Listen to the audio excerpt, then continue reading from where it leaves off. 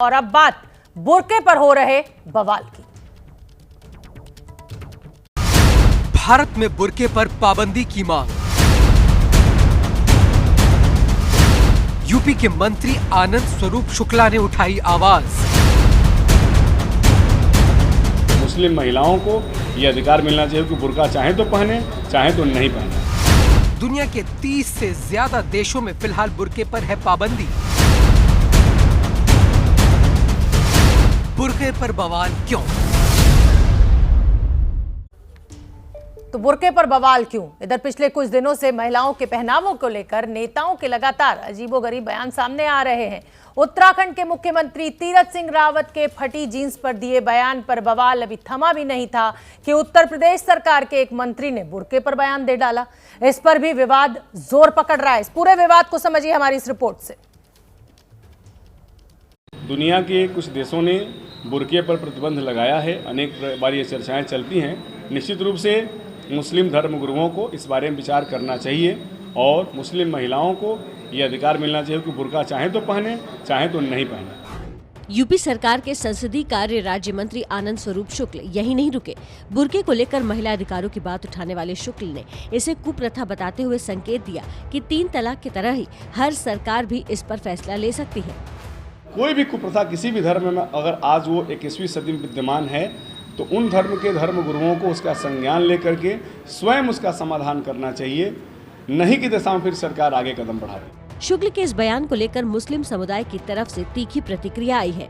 हमें किसी राजनेता की सलाह की जरूरत नहीं है कि हमारा नकाब बैन होना चाहिए या हम लोग नकाब ना पहने। हम लोगों की अपनी चॉइस है। बुर्के पर बयान देने के लिए एक दिन पहले आनंद स्वरूप शुक्ल ने मस्जिद पर लाउडस्पीकर से अजान को लेकर डीएम को चिट्ठी लिखी थी और उससे दिक्कत होने का दावा किया था। तो कभी फटी जीन्स चर्चा का विषय बनती है, कभी बुर्का चर्चा का विषय बनता है। कोई अगर बात नहीं करता है तो वो पीने के पानी, शिक्षा और विकास की नहीं करता है। यूपी के मंत्री आनंद स्वरूप शुक्ला बलिया से हमारे साथ इसी खबर पर जुड़ रहे हैं जिनका ये बयान सामने आया है। लखनऊ से मशहूर शायर मुनव्वर राणा की बेटी और सामाजिक कार्यकर्ता सुमैया राणा भी हमारे साथ मौजूद है। मैं आनंद स्वरूप शुक्ला जी का रुख करना चाहूंगी। आनंद जी, ये किस तरह का बयान है? क्या ये महिलाओं की अपनी आज़ादी नहीं है कि वो बुर्का पहने या ना पहने? आप मंत्रियों की दखलंदाजी की जरूरत आप इस मुद्दे पर महसूस करते हैं? बिल्कुल, सभी महिलाओं को ये आज़ादी है, होना भी चाहिए कि वो जो वस्त्र पहनना चाहे वो पहने, नहीं पहनना चाहे नहीं पहने। मैंने यही बात कही थी कि किसी भी परंपरा के नाम पर, रूढ़ी के नाम पर, किसी भी धर्म में किसी धर्मगुरु को अपने धर्म की महिलाओं को कोई विशेष वस्त्र पहनने के लिए बाध्य नहीं करना चाहिए। ये उनकी आज़ादी है, आज़ादी रहनी चाहिए। क्या घूंघट के ऊपर भी आपका यही रुख है या सिर्फ बुर्के के लिए आपकी ये एक सोच है? निश्चित रूप से सभी प्रकार के जो वस्त्र हैं सभी धर्म की महिलाओं के लिए, कहीं से भी समाज के किसी स्वयंभू नेता या किसी धर्मगुरु का कोई दबाव और दखलंदाजी नहीं रहनी चाहिए कि महिलाएं क्या पहने क्या नहीं पहने। ये उनका अधिकार होना चाहिए। ठीक है, तो उनका एक ऐसा वस्त्र जरूर है जिस पर दुनिया के अनेक देशों में प्रतिबंध की बात आती है। हाँ। पर मंत्री जी, ये फैसला महिलाओं पे छोड़ देना चाहिए ना। आप पीने के पानी, शिक्षा, इस तरह के मुद्दों पर बात कीजिए ना। यही बात मैं भी कह रहा हूँ जी। मैं यही बात कह रहा हूँ कि ये पूरा फैसला, ये पूरा अधिकार महिलाओं को ही मिलना चाहिए। किसी को भी इसमें दखल नहीं देना चाहिए, कोई दबाव नहीं बनाया जाना चाहिए। ये उनकी आज़ादी है, आज़ादी रहनी चाहिए। ठीक है, सुमैया राणा भी मेरे साथ जुड़ी हुई हैं। सुमैया राणा, आप इस बयान को किस तरह लेती हैं और क्या आप इसको ठीक मानती हैं? शोभना जी, बड़ा दर्द है मुस्लिम महिलाओं के लिए मंत्री जी को। ये दर्द तब कहाँ चला जाता है जब एनआरसी आती है, एनआरसी की ये बात करते हैं। तो ये जो दो रुखी इन लोगों का जो एक वो है ना, जो इनको ना आधे कपड़ों से भी दिक्कत है इनको और इनको पूरे कपड़ों से भी दिक्कत है।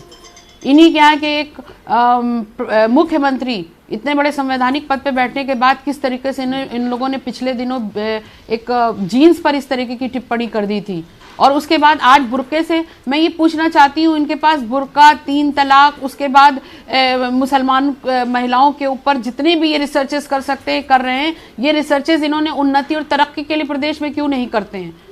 इनके पास सिवाय तासुबों की बातें हैं। एक चीज़ मैं और बोलना चाहती हूँ यहाँ पे बहुत जिम्मेदारी के साथ कि इनके पास अजान के लिए, इनके पास 3 तलाक के लिए, इनके पास नकाब के लिए तो समय है, लेकिन इनके पास रोजगार, सुरक्षा। और मैं बात कर रही हूँ कि महिलाओं के लिए बात करते हैं तो सबसे पहली चीज तो महिलाओं को इतनी आजादी मिलनी चाहिए कि वो सुरक्षित अपने आप को महसूस करें और बिल्कुल फ्री होकर घर से निकल चलें। ये माहौल तो ये दे नहीं पा रहे हैं, लेकिन आज ये बैठ करके मुस्लिम महिलाओं के बुर्के पर टिप्पणी कर रहे हैं और उनके बहुत हमदर्द बन रहे हैं। पहली चीज तो आपके पास कौन मुस्लिम महिलाएं ऐसी पहुंची जो ये कह रही हैं, या किसने आंदोलन कर दिया मुस्लिम महिलाओं ने कि हमें बुर्के से आजादी चाहिए? ये बात निकलने की जरूरत क्या थी इस वक्त, जबकि देश में महंगाई चरम सीमा पर है, प्रदेश में लोग महिलाएं अपने घर से निकलने को सेफ नहीं समझ रही हैं। ठीक है, आनंद स्वरूप जी जवाब दीजिए। महंगाई चरम पर है, पेट्रोल डीजल की कीमतें बेकाबू हैं और आपको बुर्के की चिंता पड़ी हुई है। और देखिए, एक मुसलमान महिला मेरे साथ इस समय बैठी हुई है, वही आपसे इत्तेफाक नहीं रख रही है। तो ऐसे भला करने का फायदा क्या कि जिनका आप भला चाहते हैं वही आपके विरोध में है? नहीं, आपने देखा कि 3 तलाक की कुप्रथा को जब समाप्त किया गया तो देश की करोड़ों महिलाओं ने इसका स्वागत भी किया और सैकड़ों ने इसका विरोध भी किया। तो यह तो एक दबाव बनाने की प्रक्रिया चलती है। लेकिन जहां तक बात है कि जब से मोदी जी की सरकार 2014 से और विशेष तौर से उत्तर प्रदेश में योगी जी की सरकार है, महिलाओं को पूरी आजादी मिली है। हमने एंटी रोमियो स्क्वाड बनाया और अगर काम करने की बात है तो 70 वर्षों में उत्तर प्रदेश में केवल 12 मेडिकल कॉलेज थे। इन 4 वर्षों में हमने 30 नए मेडिकल कॉलेज शुरू किए हैं। केवल 5 एयरपोर्ट से हमने उसको 12 के ऊपर पहुंचाया है। हमने केवल ग्रामीण क्षेत्र की महिलाओं के लिए 58,358 बीसी सखी चयनित किए हैं। 58,194 शौचालयों में ये 58,194 हमने स्वच्छता बहन तय किया हुआ है। हमने रोजगार के अवसर इतने बढ़ाए हैं ग्रामीण क्षेत्र की, शहरी क्षेत्र की महिलाओं के लिए, उनके स्वावलंबन के लिए। हमने आवास इतनी अधिक संख्या मात्रा में दिए हैं। हमने महिलाओं को कुपोषण से बचाने के लिए इतने अभियान चलाए हैं। आपने बहुत काम किया है शुक्ला जी। ये आपके दावे पर इस पर मेरी कोई बहस नहीं है। मेरी बहस आपसे इस समय ये है कि आप महिलाओं को, आप पुरुष, आप संवैधानिक पदों पर बैठे हुए पुरुष, नेता, मंत्री, महिलाओं को महिलाओं के फैसले के लिए आजादी देने के हक में क्यों नहीं है? आप हर चीज में क्यों अपने विचारों को थोपने की कोशिश करते हैं?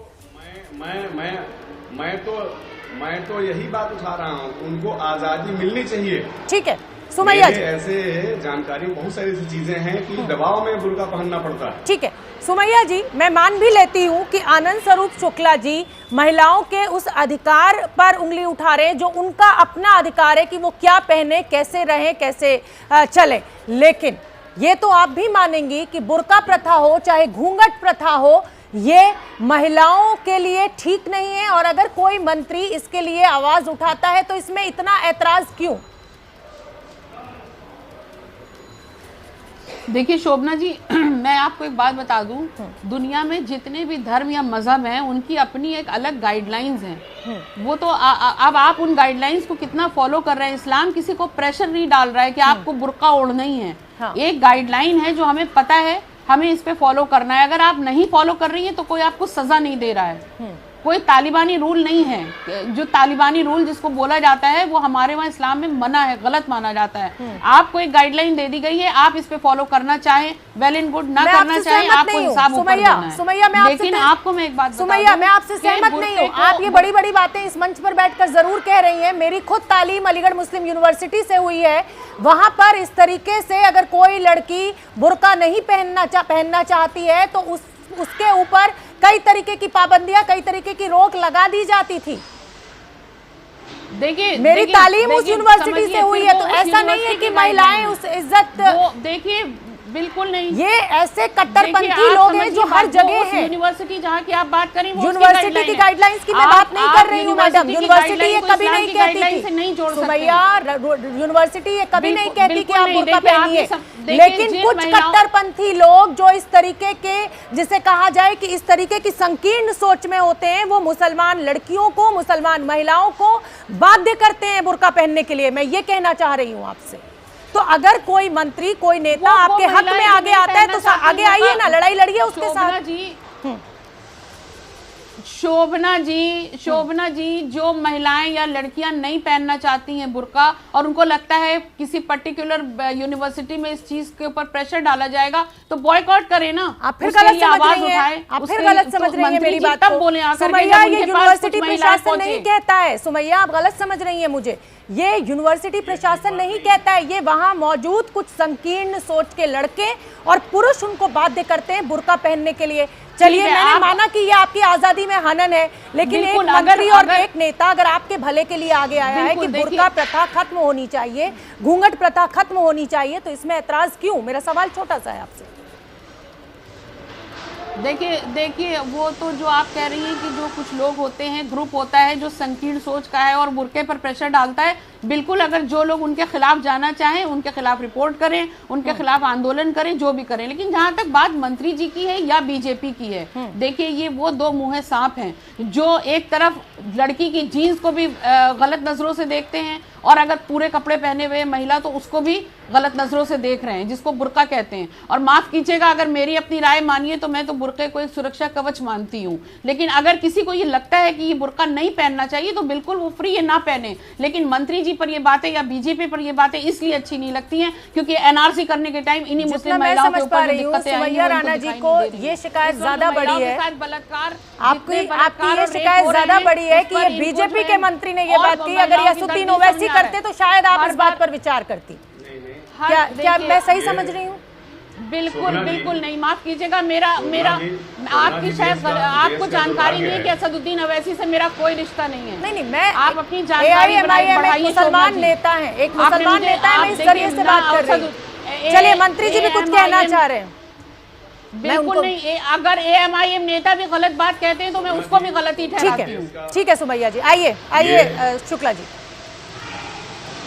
ये देश, ये दुर्भाग्य है कि दुनिया में जितने भी मुस्लिम देश हैं, सभी देशों से सबसे ज्यादा आजादी और स्वतंत्रता और सुख चैन मुस्लिम लोगों को भारतवर्ष में ही है। अनेक मुस्लिम विद्वानों ने, अनेक मुस्लिम नेताओं ने इस बात को स्वीकार भी किया है। गुलाम नबी आजाद जी ने भी इस बात को स्वीकार किया था। लेकिन दुर्भाग्य है कि एक ऐसा वर्ग है जो 2014 से जो देश के प्रधानमंत्री हैं उनको प्रधानमंत्री नहीं मानेंगे, जो 2017 से मुख्यमंत्री हैं योगी जी उनको अपना मुख्यमंत्री नहीं मानते हैं। मत भटकाइए शुक्ला जी, समस्या ये है कि अगर आज आप अपने इस बयान में घूंघट का भी जिक्र कर देते, शुक्ला जी देखिए, अगर समस्या इस बात से नहीं है कि आपने बुर्के की बात की, समस्या ये है कि अगर आज आप अपने इस बयान में घूंघट का भी जिक्र कर देते तो शायद आपकी नियत पर शक खड़ा नहीं होता। बुर्के के बाद मैंने सारे लोगों के लिए कहा, सभी धर्म गुरुओं के लिए मैंने कहा कि किसी भी धर्म गुरु को अपने धर्म की महिलाओं को विशेष वस्त्र पहनने के लिए बाध्य करने का अधिकार नहीं रहना चाहिए। ये सभी महिलाओं को अधिकार मिलना चाहिए तो क्या वस्त्र पहनना चाहे, क्या नहीं पहनना चाहे। आपका बयान मैंने बहुत अच्छी तरह सुना है, उसमें कहीं भी आपने घूंघट का जिक्र नहीं किया है। अगर आप इस तरह की बात करेंगे तो आरोप मुसलमान महिलाओं का बिल्कुल वाजिब है आपके ऊपर। दुनिया में घूंघट पर कहीं भी दुनिया में चर्चा नहीं चलती है। घूंघट एक रहस्यमय विषय नहीं है, लेकिन बुर्के पर जरूर दुनिया कई देशों में प्रतिबंध लगाने की बात आती है, चर्चाएं चलती हैं, इसलिए बात आई। सुमैया राणा जी, बहुत सारे ऐसे मुसलमान देश भी हैं, चाहे मैं मोरक्को की बात करूं, अल्जीरिया की बात करूं, जहां पर बुर्के पर रोक लगाई गई है। तो इस बुर्के को धर्म से क्यों जोड़ना चाहती हैं मुसलमान महिलाएं? आपने भी कहा कि हर धर्म की अपनी एक गाइडलाइंस होती हैं। क्या हमें समय के साथ आगे नहीं बढ़ना चाहिए या हमें उन्हीं चीजों में उलझे रहना चाहिए? यही बात तो मैं बीजेपी के मंत्री जी से पूछना चाह रही हूँ जो आप मुझसे पूछ रही हैं कि अगर जिन देशों के अपने मामलात हैं उन्होंने किन परिस्थितियों में बुर्के, मेरी बात पूरी सुन लीजिएगा, बुर्के पर बैन लगाया है, अगर आप यहाँ हमारे मुल्क में भी ऐसी कोई परिस्थिति पैदा हो रही है तो पर इस पर बातचीत की जा सकती है। लेकिन ये सीधे सीधे ये बोल रहे हैं कि इन्होंने तो ये बोला है, बुर्के पे बैन लगाने को नहीं बोला है, इन्होंने तो ये कहा है कि महिला को आजाद छोड़ देना चाहिए कि वो बुर्का चाहे तो पहने और चाहे तो ना पहने। तो मैं इनसे ये पूछना चाहती हूँ कि किस महिला पर जोर जबरदस्ती डाली गई है? चलिए, मुझे ये अच्छा लगा कि आप कम से कम बातचीत करने के लिए तो तैयार हैं कि अगर देश में कोई मसला खड़ा होता है तो हमें बातचीत करके उसको सुलझाना चाहिए। और शुक्ला जी का भी यही कहना है कि वो आपका भला चाहते थे, भले ही आपको भला ना लगे। बहुत बहुत धन्यवाद मैं दोनों ही मेहमानों का करना चाहूंगी हमसे इस चर्चा में जुड़ने के लिए। न पाबंदी हो न कोई हद हो तो बस खुद बनाई सरहद हो। ये मुहिम है परतों में छिपे हर सच की तलाश की, सियासत पर रखी पैनी नजर और आंख की, खबरों की दुनिया में एक जिम्मेदार आवाज की।